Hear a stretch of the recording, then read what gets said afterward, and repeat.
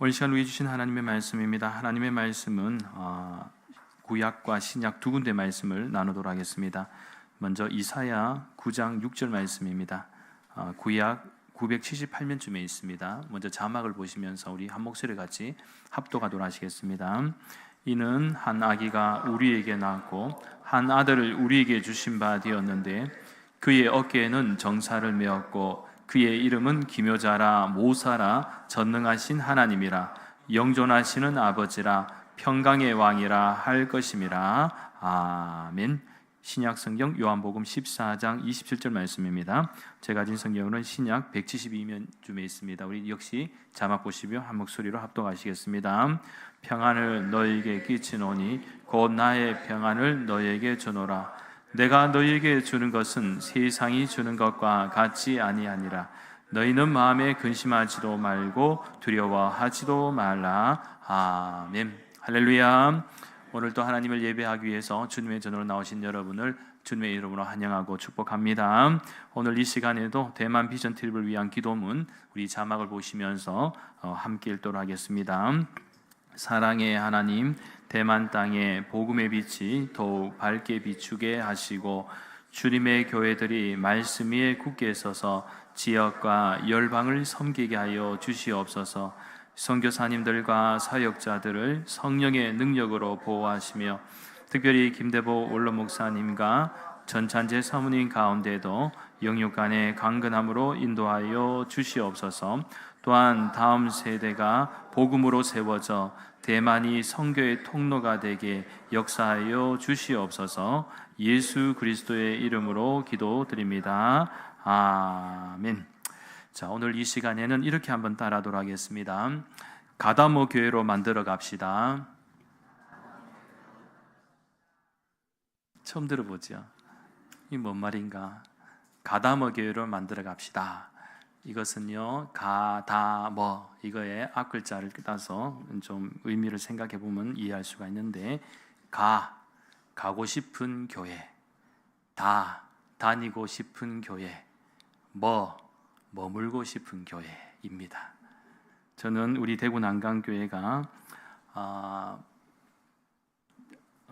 주님께서 허락하시고 세우신 이 아름다운 사람들의 이야기가 있는 그런 귀한 공동체가 되기를 우리가 늘 또 기도하고 소망하고 있습니다만은, 특별히 우리 교회가 가고 싶은 교회, 사람들이 볼 때 참 우리 교회 가고 싶다, 그리고 다니고 싶다, 머물고 싶은 그런 교회가 될 수 있기를 예수님의 이름으로 간절히 축원합니다.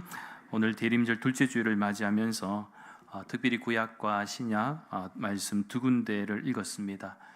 그리고 오늘 말씀의 주제는 평강입니다.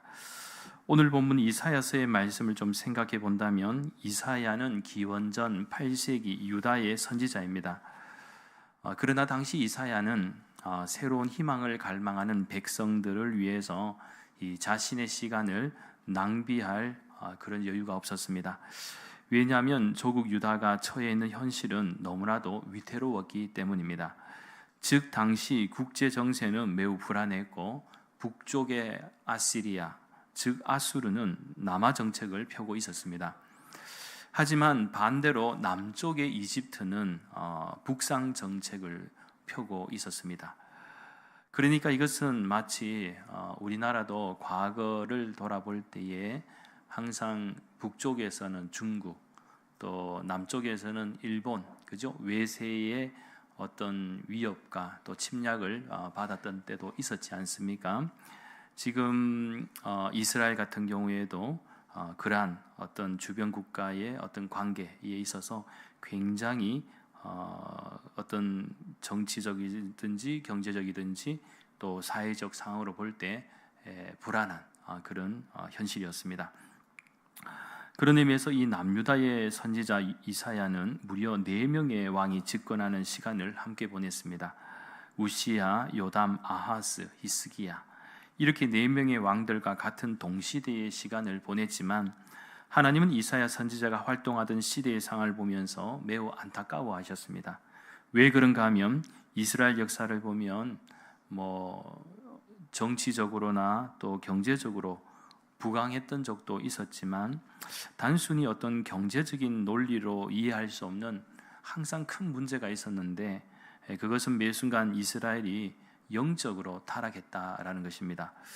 영적으로 타락하니 이스라엘 백성들의 가치관도 타락한 상태였고 또 하나님보다는 다른 우상들이나 권력과 힘 또는 물질의 가치와 풍조를 더 의지했다라는 것입니다. 그렇다 보니 하나님이 인도하시고 지켜주셨던 은혜를 자꾸만 잊어버리게 되었습니다. 문제는 하나님과의 관계가 자꾸 단절되고 또 멀어지면 멀어질수록 이스라엘 백성들에게 놓여 있는 현실은 하나님의 심판과 멸망만이 기다리고 있었다라는 것입니다.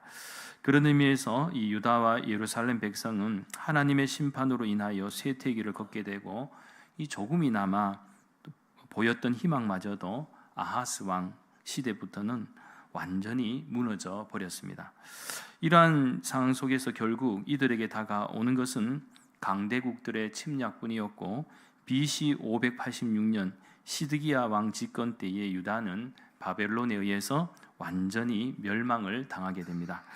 이때부터는 말 그대로 어두움과 암울하고도 소망마저 끊어져 버린 시간들을 보내게 되었습니다.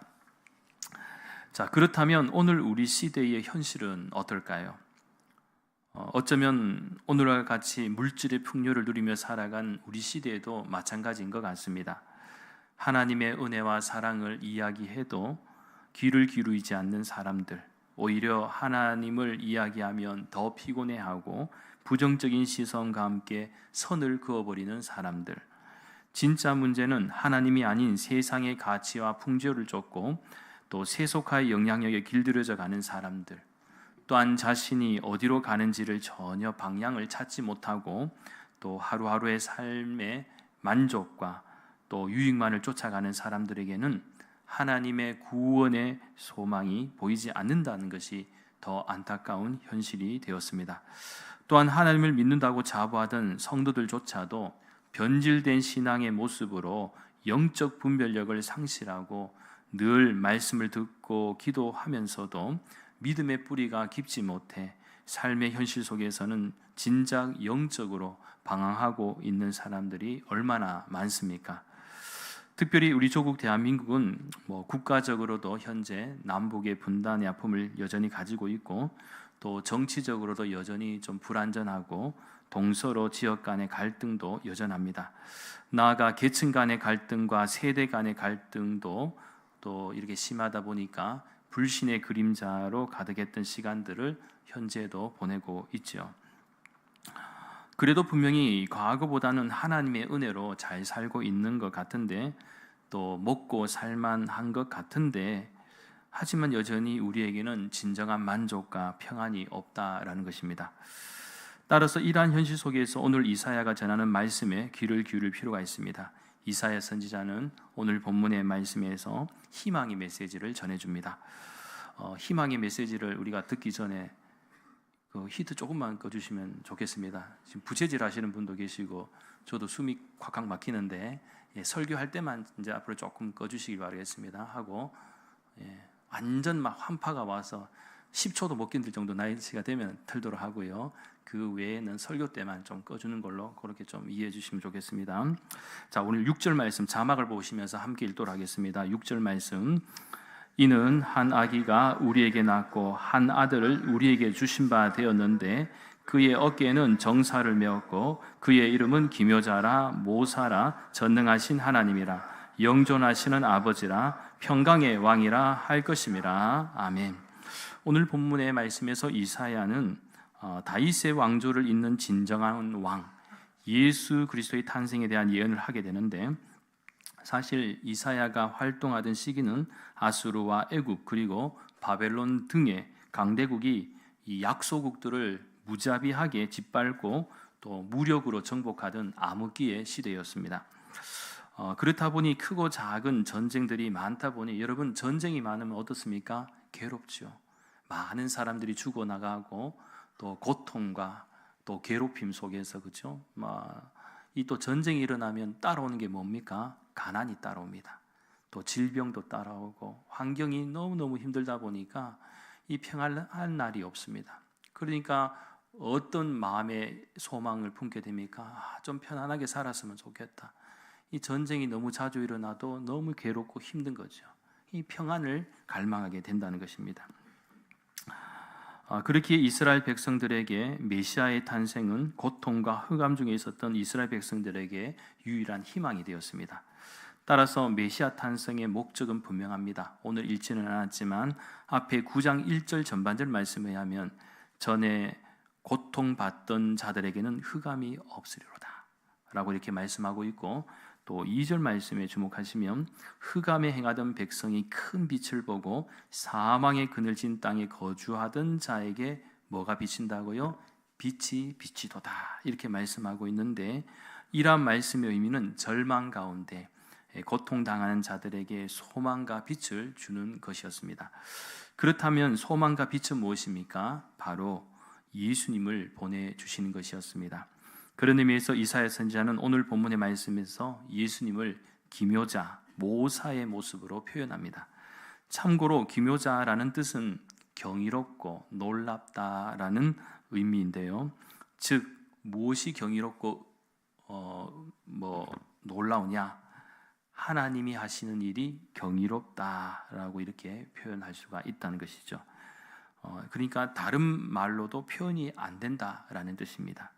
여러분 한번 생각해 보시기 바랍니다. 죄에 사로잡혀 살아가는 인생들을 구원하시기 위한 하나님의 구원의 계획은요, 한마디로 경이롭다, 놀랍다는 것입니다. 이 하나님의 구원 계획은 우리가 상상할 수 없는 방식으로 하나님께서 우리에게 베풀으신 은혜죠.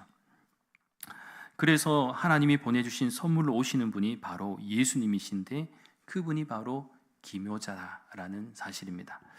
그리고 또 오늘 본문의 말씀에서 모사라는 단어도 있죠. 이 모사라는 단어는 영어 성경으로 좀 살펴보면 좀 이해하기 쉬운데, 영어에서는 카운셀러라는 단어를 이렇게 사용하고 있습니다. 여러분 카운셀러 많이 들어보셨죠?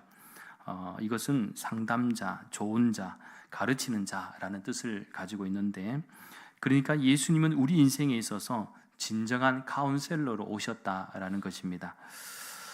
실제적으로도 예수님은 이 세상에 오셔서 하신 일이 무엇입니까?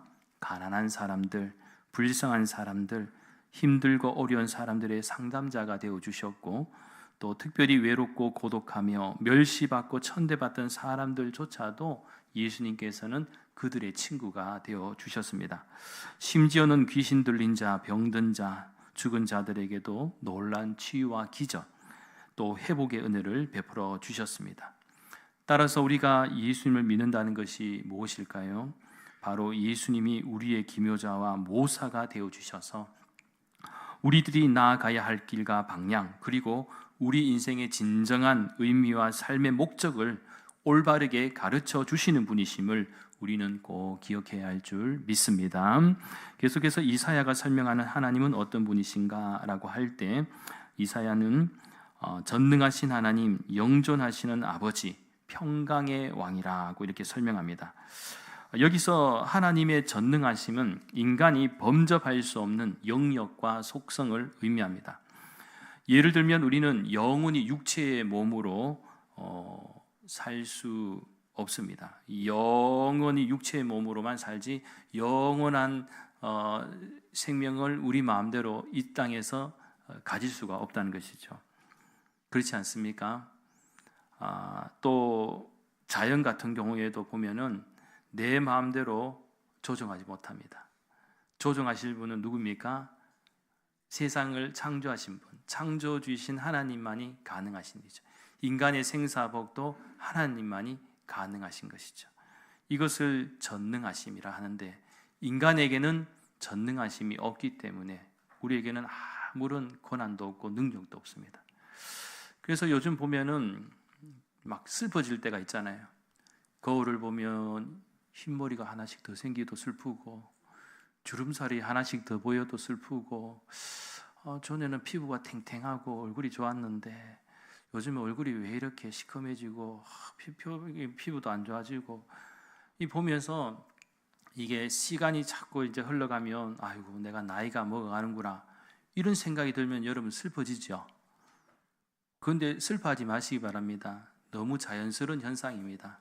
그죠? 30대는 30대 맞게 살면 되고요.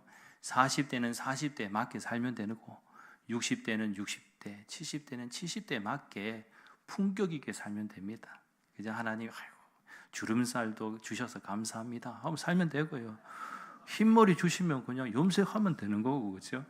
예, 아프면 병원 가서 치료받으면 되는 것이고요. 아이고 이게 치료하기 힘들다 하면 어쩔 수 없습니다. 주여 그러면서 그죠? 주님 품으로 그냥 제 영혼을 맡깁니다 하고 그래 가는 거죠. 예, 그렇습니다. 우리에겐 권한이 없습니다. 전능하심이 없지요. 자연도 한 번씩 그렇지 않습니까? 어떤 대형 사고가 나고 자연재해가 일어나면 하나님이 기양 주시는 김에 천지 창조하실 때 세상 다 창조해 놓으시고 인간을 마지막에 인간을 위해서 주셨으면 좀 권한 기양 주시는 김에 자연도 좀 다스릴 수 있는 권한 주시면 얼마나 좋겠나 그런 생각이 들 때도 있지 않습니까? 막 눈보라 같을 때 눈보라야 멈춰라 그러면 딱 멈춰버리고 그죠? 막 폭우가 쏟아져서 홍수가 날라 할 때는 폭풍우도 탁 밀어낼 수 있는 능력 주시면 얼마나 좋겠습니까? 그런데 우리에게는 그런 능력이 없죠. 자, 하나님이 가지고 계신 전능하신 하나님이란 이것은 하나님의 가지고 계신 고유한 신성을 의미하죠.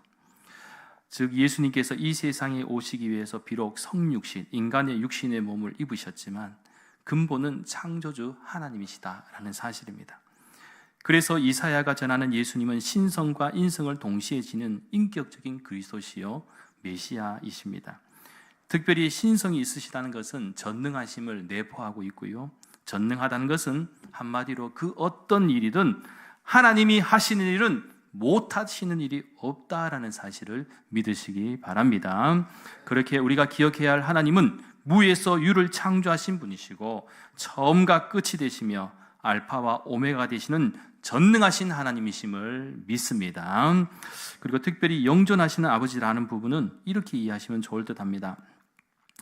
여러분, 아버지는 한 가정을 책임지고 자녀들을 돌보며 부양하는 보호자입니다. 그런데 하나님이 바로 이러한 우리의 아버지다라는 사실입니다. 그것도 영원한 아버지가 되신다는 것입니다. 그렇기에 오늘 본문에서 언급되는 이 영존에는요, 원어적인 표현으로 찾아보면 두 가지 큰 의미가 있습니다. 하나는 영원한 존재를 말하고 또 다른 하나는 죄와 죽음이 없음을 말합니다. 하나님은 전능하신 하나님, 영존하신 아버지가 되신다는 것이죠. 여러분, 이것이 우리에게 얼마나 큰 힘이 되고 기쁨이 되는 소식인지 모릅니다. 왜 그렇습니까? 우리는 이 세상을 살아간 동안 그저 잠깐 하나님이 선물로 주신 이 세상 속에서 살다가 갈 존재입니다.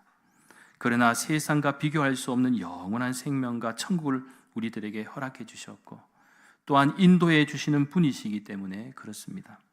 그러니 우리가 갈 수 있고 누릴 수 있는 은혜와 축복이 있다는 것은 이 세상을 담대하게 살아갈 수 있는 힘과 용기가 될 줄 믿습니다.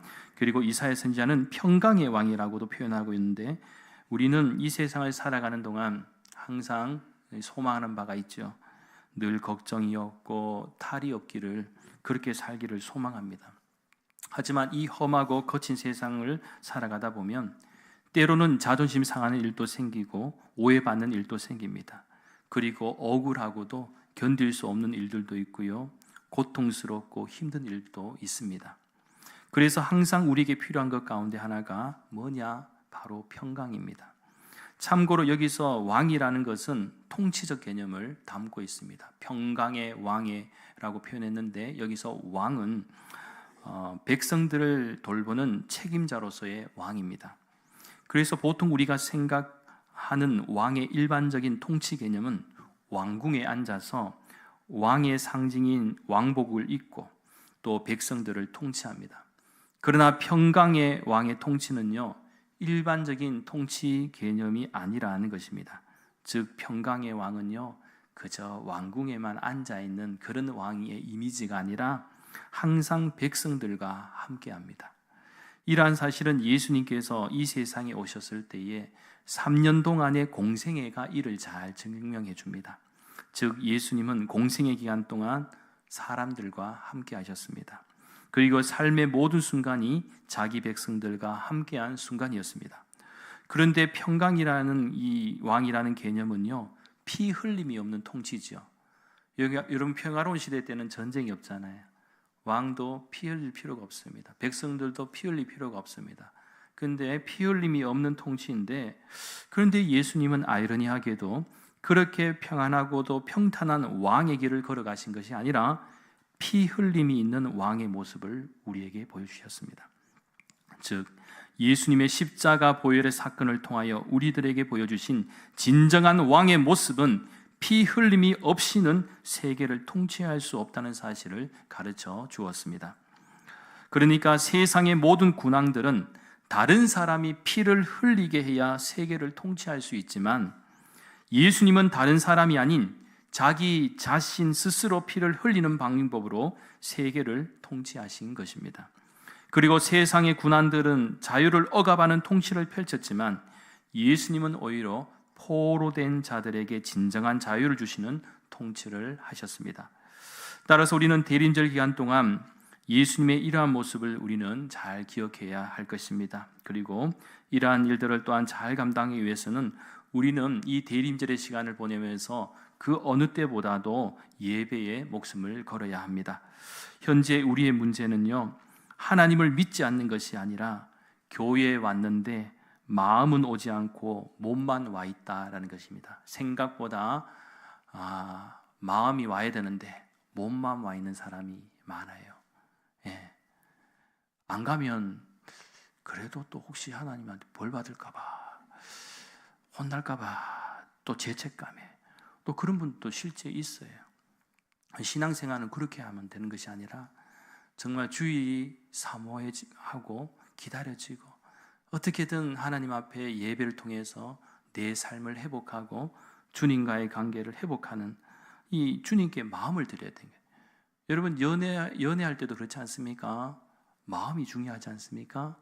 마음이 통하지 않고 마음을 주지 않으면 온전한 연애를 할 수 없고 결혼까지 할 수가 없지 않습니까? 하나님께도 우리의 마음을 드려야 됩니다. 우리의 마음을 온전히 드리는 마음으로 와야지 되죠. 예배가 끝나면 어디 갈까? 오늘은 요즘 맛집에도 놀러 가고, 오늘은 오래간만에 가족들하고 좀 풍경 좋은 데 가서 식사라도 하고, 그런데 또 한편은 이해가 돼요. 주중에 바쁘게 살다가 시간 잘 못 내고, 아이고 그래도 주일 5일이라도 그래 우리 교회는 좀 빨리 마치니까 좋잖아요. 저녁이라도 가족하고 같이 먹는 거 참 그죠? 예, 의미가 있죠. 그래서 제가 저녁 예배를 오후 찬양에 드릴까 그런 생각도 해봤는데 좋아할 사람 별로 없을 것 같아요. 저녁 예배에서 우리 교회 드리자 그러면은 오후 찬양 예배 연이어서 하니까 너무 바쁘고 그러니까 그렇게 하자 그러면은 한번 집에 들어갔다가 나오려면 되게 힘들어하실 분들이 계실 것 같아요. 그런데요, 기왕이면 그것이 나쁘다는 얘기는 아닙니다. 일단은 예배는 여러분 우리가 마음을 들여서 온전히 항상 주의 전에 올 때 하나님께 온전한 예배를 드리겠다라는 그 마음을 가지고 오시면 좋고요. 그 다음에는요, 우리가 예배를 끝나고 난 후에는 어떤 마음가짐이 좀 있어야 되느냐. 예배가 끝나면 내가 즐거운 것을 찾기보다는 혹시라도 나의 위로와 도움이 필요한 곳이 있는지를 한번 생각해 보시기 바랍니다. 예를 들면 아파서 교회에 나오지 못하는 성도들도 있잖아요. 그죠? 그런 분들도 한번 생각해 보고, 또 여러 가지 이유와 함께 또 장기적으로 또 교회에 못 나오시는 분들도 있고, 그럴 때 그런 분들도 한번 만나봐야 되지 않을까 하는 그런 긍휼의 마음도 있어야 되고, 사실은 예배가 드리고 나면 그 은혜 받은 마음들이 우리의 삶에서도 좀 구체적으로 나타나야 된다는 거예요. 그냥 예배만 잘 드리고 난 후에는 그냥 오직 나의 육신을 위해서 오늘은 어디 맛집을 한번 가자 이런 것보다는 기왕이면은 내 주변에 오늘 이 예배 자리에 보이지 않는 사람들, 그분이 왜 뭐 때문에 안 나왔을까? 하는 그런 마음들이 있어야 된다는 거예요. 내 주변의 사람들이 보여야 된다는 거예요. 이해하셨습니까? 예수님은요 항상 지극히 연약한 사람들과 함께 하셨고, 예수님도 어떻게든 자신을 즐겁게 하는 삶을 사신 게 아니죠. 철저하게 다른 사람들, 타인을 위해서 사셨다라는 것을 꼭 기억하시기 바랍니다. 마지막으로 오늘 본문 요한복음 14장 27절 말씀, 우리 역시 자막을 보시면서 함께 합독하시겠습니다.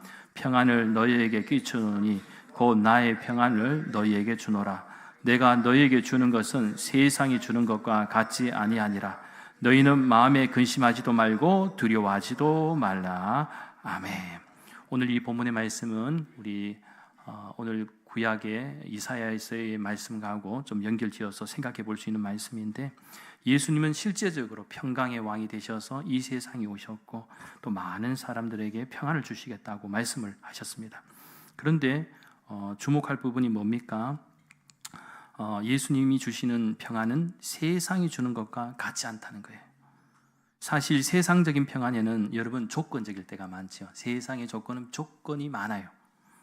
예를 들면 돈이 있을 때, 건강할 때, 일이 잘 될 때 느끼는 평안입니다. 문제는 이러한 조건들이 사라지면 평안도 사라진다는 것이죠. 그리고 세상적인 평안은 일시적인 평안이기도 합니다. 즉 잠시 있게 하는 평안이죠. 예를 들면 여행을 가거나 좋은 음식을 먹거나 취미를 즐기면 잠깐은 편안하겠지만 문제는 해결된 것이 아니고 언제든지 다시 돌아오게 된다는 것입니다. 또한 세상적 평안은 어떤 분은 이렇게 생각할 수도 있어요. 내가 노력해야 된다. 내가 열심히 노력해가 수고하고 하면은 평안을 만들어 갈 수 있는 거야. 가정도 지킬 수 있고 뭐 일터도 마찬가지고 뭔가 이렇게 자기의 노력에 의지하는 평안도 있기는 합니다만, 그런데 한번 우리가 해보면은요 그렇지 않습니까?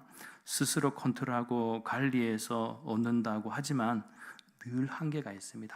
아무리 노력해도 우리가 완벽하게 평안을 만들어가기가 어렵습니다.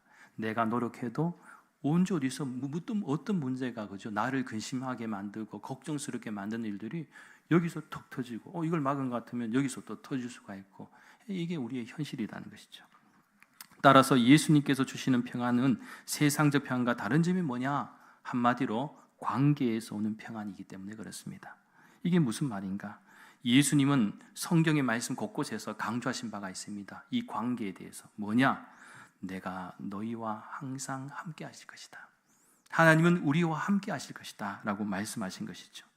임마누엘로 이 세상에 오신 예수님께서 우리와 함께 하시겠다라는 것은 참된 관계를 의미합니다. 그렇기에 이 관계가 분명하면, 예수님과 나와의 관계가 평안하면은요 어떤 일이 일어나느냐? 내면에서도 평안을 느끼게 되고요, 비록 우리의 환경과 상황은 그대로일다 할지라도 사람의 마음 중심이 흔들리지 않게 하는 은혜가 있게 된다라는 것입니다. 그런 의미에서 저는 우리 대구 난강교회 모든 믿음의 가정들과 교우들이 예수님과의 바른 관계를 통해서 나 자신 뿐만 아니라 가정이 평안하고 나아가 우리 교회도 평안하고 여러분의 일터와 우리 사회도 평안할 수 있는 은혜가 있기를 간절히 소망합니다. 예수님은 제자들에게 너희는 마음에 근심하지도 말고 두려워하지도 말라라고 말씀하셨는데, 비록 예수님의 제자들도 근심할 상황에 있었지만 예수님은 뭐라고 말씀합니까? 나의 평안을 너희에게 주겠다는 거예요. 세상과 비교할 수 없는 나의 평안을 너희에게 주겠다. 예수님이 절대로 제자들을 버리시지 않겠다라는 약속이죠. 그 예수님께서 오늘을 살아가는 우리도 그 약속을 반드시 지키시는 분이심을 믿습니다.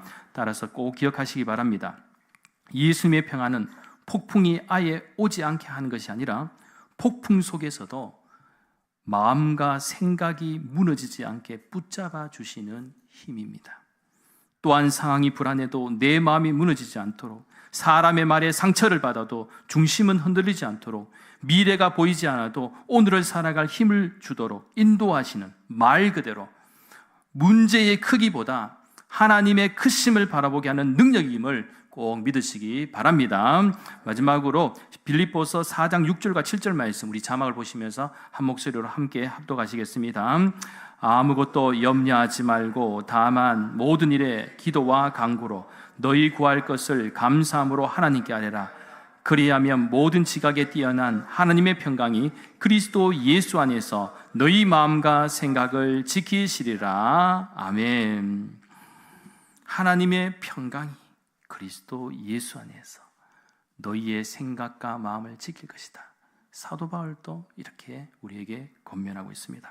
바라옵기는 2025년 깊어가는 대림절의 시간을 보내면서 저는 여러분의 마음을 짓누르던 근심과 걱정, 두려움이 예수님의 평안으로 교체되기를 간절히 소망합니다. 그래서 모든 일에 기도와 간구로 하나님께 감사하며 주님을 붙들 때 모든 지각에 뛰어난 하나님의 평강이 그리스도 예수 안에서 우리의 마음과 생각을 지키시고 평강의 왕이신 주님의 평강이 우리의 일상 속에서 충만하게 역사하셔서 세상을 담대하게 이겨내고 극복하며 살아갈 수 있는 은혜와 축복이 저와 여러분에게 있기를 예수님의 이름으로 간절히 축원합니다. 기도드리겠습니다. 거룩하신 하나님 감사를 드립니다. 주님의 오심을 기뻐합니다. 특별히 저희들에게 영원한 생명과 구원, 소망의 빛을 비추시는 예수님을 바라보게 하여 주시고 기묘자와 모사, 전능하신 하나님, 영존하시는 아버지, 평강의 왕으로 오신 예수님 안에서 우리의 삶이 소망 가운데 참된 평안과 행복을 누릴 수 있는 복된 2025년도 대림절의 기간이 되게 인도하여 주시옵소서. 또한 비록 우리에게 근심과 걱정, 두려움이 있다 할지라도 이 세상에 진정한 평강의 왕으로 오셔서 세상이 주는 평안이 아니라 주님이 주신 평안을 믿고 의지함으로 우리 삶에 나 자신부터 가정, 교회, 일터 그리고 우리 사회 가운데 참된 평강과 평안을 허락해 주시고 또 우리 주변에도 그러한 사람들이 있는지를 돌아볼 수 있는 은혜가 있게 하여 주시옵소서. 그래서 모든 일에 기도와 간구로 감사함으로 살아가는 은혜와 축복이 있게 하여 주시옵소서. 감사드리며 모든 말씀 거룩하신 예수님의 이름으로 간절히 기도하옵나이다. 아멘.